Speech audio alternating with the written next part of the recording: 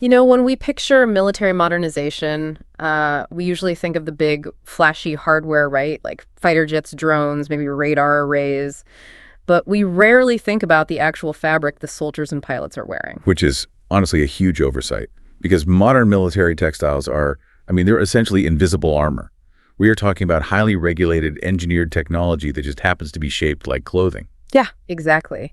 And that brings us to today's deep dive into a recent blog article. It's Raff Talks, where interesting industry topics are discussed each month. Today, we are unpacking Raff Military Textile Strategic Move at FIDAE 2026. Right, and for those unfamiliar, FIDAE is this massive international aerospace and defense exhibition held down in Santiago, Chile. Yeah.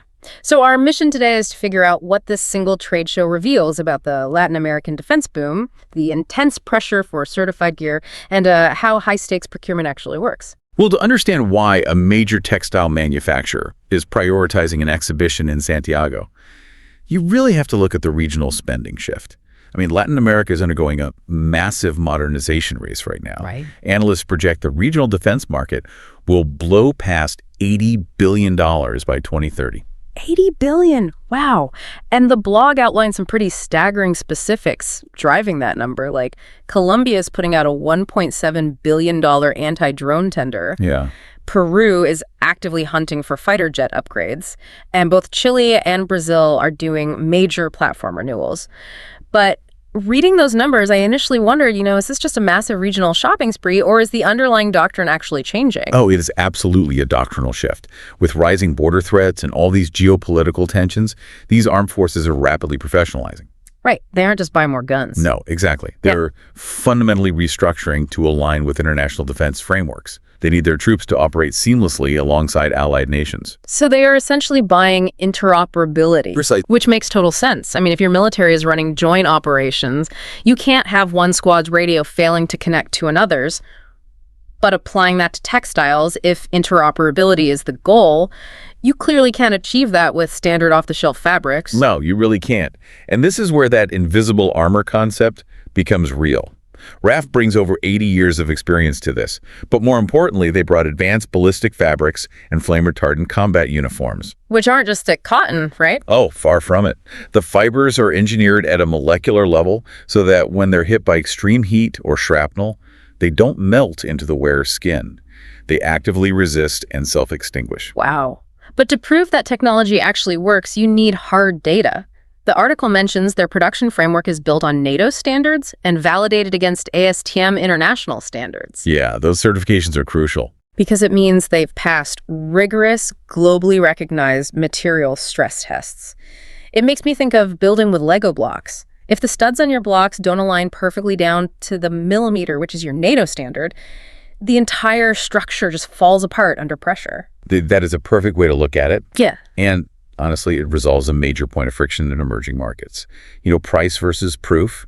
Historically, a cheap price tag or local goodwill might win a uniform bid. Sure. But because of this rapid push for professionalization, procurement commands are completely changing the rules. Right, because a piece of paper, a certification, is no longer just bureaucratic red tape. It's the only guarantee you have that a uniform won't fail during a critical deployment in the harsh Andean mountains or the Amazon basin. Exactly. Cost savings mean absolutely nothing if the gear disintegrates in the field. Yeah.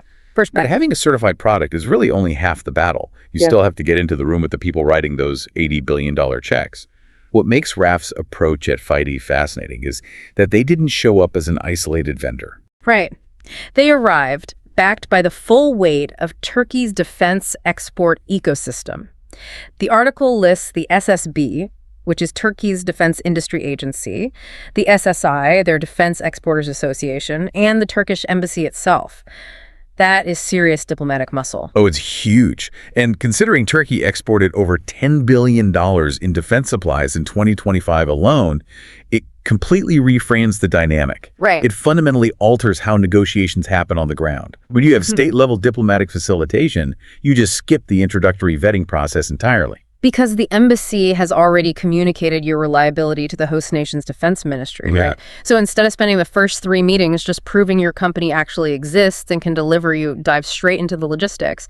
I mean, the article notes Raff held over 20 high-level meetings, including a major sit-down with the defense outlet, defensa.com. Yeah, they were immediately discussing real regional needs and production capacity. Wow. And ultimately, it proves that surviving in the modern defense market requires a dual approach. You need undeniable documentable engineering and a powerhouse diplomatic ecosystem to actually broker the conversations. Which raises a really wild implication when you zoom out. If global military alliances are increasingly being forged over standardized interoperable gear, right down to the flame-retardant threads in a combat shirt, what happens when regional forces are entirely equipped by a single external nation's ecosystem? Yeah, that's a fascinating point. It makes you wonder if uniform and equipment standards will eventually be the very things that dictate our future geopolitical alliances. Honestly, when the literal fabric of your military is tied to another nation's testing standards, your foreign policy is likely tied to them too. That is something for you to keep in mind the next time you see a military parade. Thanks for joining this deep dive, and we'll catch you on the next one.